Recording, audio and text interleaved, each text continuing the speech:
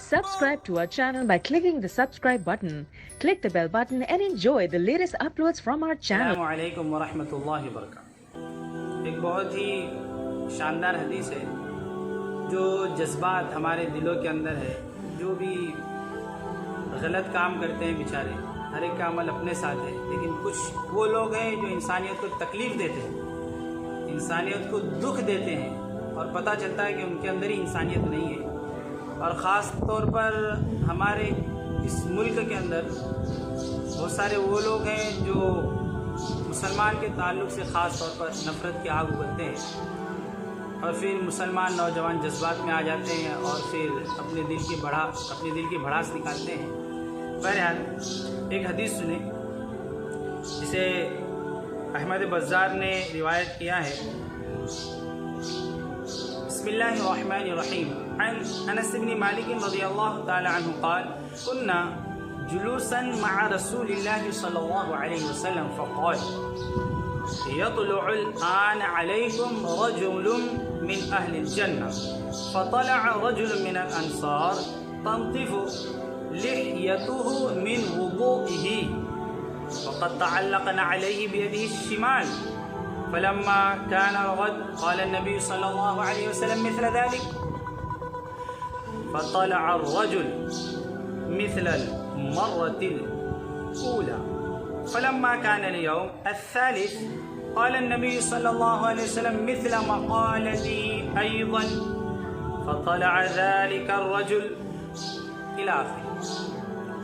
ہوا یوں، جس کے مالک حضرت انس بن مالک رضی اللہ تعالیٰ عنہ فرماتے ہیں کہ ہم اللہ کے نبی صلی اللہ علیہ وسلم کے ساتھ بیٹھے ہوئے تھے، تو اللہ کے نبی صلی اللہ علیہ وسلم نے فرمایا کہ بھی ایک آدمی یہاں سے جنتی آدمی گزرے گا۔ ایک صحابی، ایک انصاری صحابی جن کی داڑھی سے وضو کا پانی ٹپک رہا تھا اور ان کے بائیں ہاتھ میں جوتے تھے، سارے صحابی انہیں دیکھنے لگے۔ پھر دوسرے دن پھر اللہ کے نبی صلی اللہ علیہ وسلم نے فرمایا ابھی جنتی تمہارے سامنے سے گزرے گا، جنتی دیکھنا ہے دیکھو، ابھی جنتی گزرے گا۔ تو انس بن مالک رضی اللہ تعالیٰ راوی فرماتے دوسرے دن بھی وہی صحابی، سیم سچویشن، سیم پوزیشن، چہرے سے وضو کا پانی ٹپک رہا ہے، بائیں ہاتھ میں جوتے۔ پھر تیسرے دن اللہ کے نبی صلی اللہ علیہ وسلم نے مثل مقالتی ایضا اسی طریقے سے کہا بھی جنتی دیکھنا، ابھی گزرے گا جنتی تمہارے سامنے سے۔ فرماتے وہی صحابی، انصاری صحابی، وضو کا پانی ٹپک رہا ہے، بائیں ہاتھ میں جوتے۔ تو اس کے اندر ایک صحابی عبداللہ ابن عمرو بن عاص رضی اللہ تعالیٰ عنہما، یہ حضرت عمر رضی اللہ تعالیٰ کے صاحبزادے ہیں، یہ کہتے ہیں کہ ان کا عمل مجھ سے بھی بڑا ہے کیا؟ کیونکہ ان کے گمان میں، اور ان کے گمان میں کیا، ہم اگر اب میں آپ کو بتا رہا ہوں تو آپ بھی کہیں گے کہ ان سے بڑا عمل کرنے والا تو کوئی تھا نہیں۔ ان کا عمل کیا تھا آپ دیکھیں، مختصر میں آپ کو بتاؤں۔ ان کا عمل تھا دن میں روزہ رکھنا، پورے سال دن میں روزہ رکھنا اور پوری رات نماز میں گزار دینا۔ اب وقت ہی کہاں بچا، بتائیے کتنا نیک عمل۔ پورے دن روزہ رکھتے تھے، پوری رات نماز کے اندر گزار دیتے تھے، یہاں تک کہ بیوی کو بھی وقت نہیں دیتے تھے۔ تو حضرت عمر رضی اللہ تعالیٰ کو جب پتہ چلا تو حضرت عمر رضی اللہ تعالیٰ عنہ نے بیٹے کو ڈانٹا بھی اور اللہ کے نبی صلی اللہ علیہ وسلم سے شکایت بھی کی کہ بیوی کو وقت نہیں دے۔ بہرحال پھر اللہ کے نبی صلی اللہ علیہ وسلم آئے اور آپ نے سمجھایا ولی عین کا حق، ولی زوجی کا حق، ولی جسم کا حق، بھائی آپ کی آنکھ کا بھی آپ پر حق ہے، اسے آرام دو، بیوی کا بھی حق ہے، وقت دو اسے۔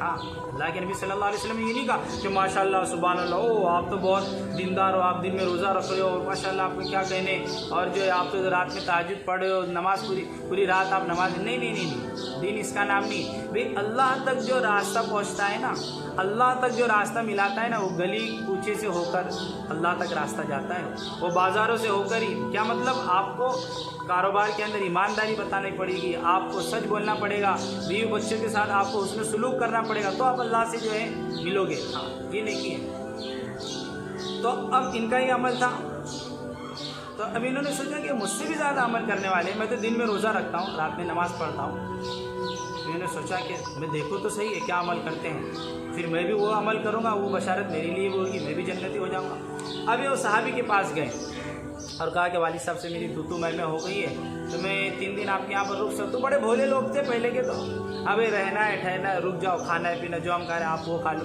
تو دیہات گاؤں کے اندر آج بھی وہی معاملہ ہے. بڑے سادے لوگ ہوتے ہیں اور بہت ہی نرم مزاج لوگ ہوتے ہیں, بڑے بھولے لوگ ہوتے ہیں دیہات والے.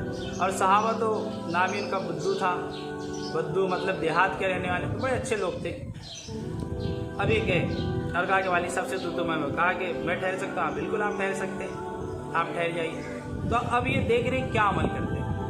تو انہوں نے پہلے, اب ان کے ذہن میں ایسا تھا حضرت عبداللہ ابن عمرو بن عاص رضی اللہ عنہ, یہ تو رات میں بہت تہجد, میں اپنے دل سے بتا رہا ہوں, مطلب بعد میں انہوں نے جو ایکسپریس کیا نا اس سے یہ بات سمجھ میں آتی ہے.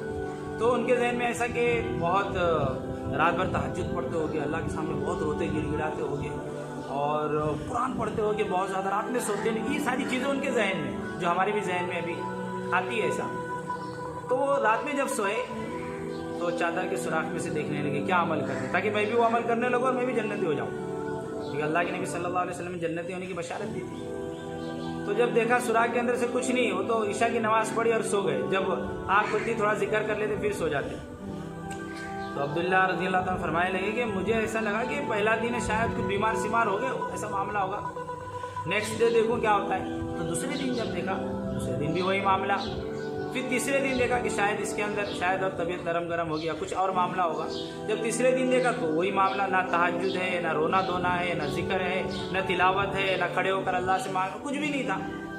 تو انہوں نے کہا کہ بھائی میرا والد صاحب سے کوئی جھگڑا نہیں ہوا. تیسرے دن عبداللہ رضی اللہ تعالیٰ کہنے لگے, وہ صحابی سے جن کے بارے میں اللہ کے نبی صلی اللہ علیہ وسلم نے فرمایا تھا جنتی ہے, دیکھنا ہے دیکھو. تو کہا کہ میرا والد صاحب سے کوئی جھگڑا نہیں ہوا, کوئی توتی میں نہیں ہوئی, لیکن اللہ کے نبی صلی اللہ علیہ وسلم نے آپ کے بارے میں جنتی ہونے کی بشارت, آپ نے پورا واقعہ بتایا, یہ معاملہ ہوا اور 3 بار آپ گزرے. تو وہ کون سا عمل ہے جس کی وجہ سے اللہ کے نبی صلی اللہ علیہ وسلم نے آپ کو جنتی ہونے کی بشارت دی؟ تو صحابی نے کہا کہ میرا تو کوئی عمل ہے ہی نہیں, آپ نے تو دیکھ لیا, بس ویسی ہی میری زندگی. ہاں, عبداللہ رضی اللہ عنہ فرماتے ہیں, ہاں میں نے ان سے خیر کے علاوہ کچھ نہیں سنا. یعنی اگر کوئی بات سنی میں نے تو بھلی بات سنی, اچھی بات سنی, اس کے علاوہ میں نے کوئی بات ان سے سنی. تو انہوں نے کہا کہ میرا تو کوئی عمل نہیں عبداللہ. تو عبداللہ رضی اللہ عنہ بیچارے جب جانے لگے تو انہوں نے پھر بلایا, بھائی یہاں پر آ, تفضل یہاں پر تشریف. کہا کہ میرا تو کوئی عمل ہی نہیں, وہی عمل ہے جو آپ نے دیکھا. البتہ یہ ہے کہ میرے دل کے اندر کسی بھی مومن کے بارے میں, میرے دل کے اندر کسی بھی مومن کے بارے میں ذرہ برابر نفرت نہیں ہے. میں کسی مومن کے بارے میں اپنے دل میں حسد نہیں رکھتا. جب میں سوتا ہوں تو میں اپنے دل کو بالکل پاک صاف کر سکتا ہوں. حضرت عبداللہ رضی اللہ عنہ نے فرمایا یہی عمل ہے جس کی وجہ سے اللہ کے نبی صلی اللہ علیہ وسلم نے آپ کو جنتی ہونے کی بشارت دی, اور کہا کہ یہ عمل ہے جسے ہم کر نہیں سکتے. یعنی مطلب یہ تھا بڑا مشکل کام ہے. بھی تہجد پڑھنا تو آسان ہے, نماز پڑھنا آسان ہے, قرآن پڑھنا آسان ہے, لیکن کوئی 2 باتیں اونچی آواز میں کہہ دے, ارے مجھے اس کی ہمت کیسے, مجھ سے چھوٹا ہے اور مجھ سے سمجھ بوجھ میں کم ہے, کیسے بول جاؤں. تو یہ ہوتی ہے. تو میرے پیارو, ہم اپنے آپ کو چھوٹا بنائیں. اللہ کے نبی صلی اللہ علیہ وسلم نے فرمایا من تواضع للہ رفعہ اللہ, جو اپنے آپ کو چھوٹا بناتا ہے اللہ اسے بڑا بناتا ہے.